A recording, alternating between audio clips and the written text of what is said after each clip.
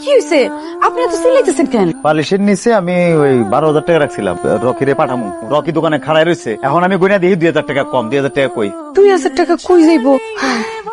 ও আইসা, আমার না আপনারা কইতে ভুলে গেছিলাম। 2,000 টাকা আমি সরাই রাখছি, তো তুমি 2,000 টাকা সরে বাবার কইবা না? তোমার 2,000 টাকা লাগবো। তুমি জানো না রকি খাড়াই রয়েছে, ওর ভার্সিটির টাকা তো লাগবো 12,000 টাকা। আইসা আপনি এত উত্তেজিত হয়েন না, আমি টাকাটা ফেরত দিতেছি, দাঁড়ান।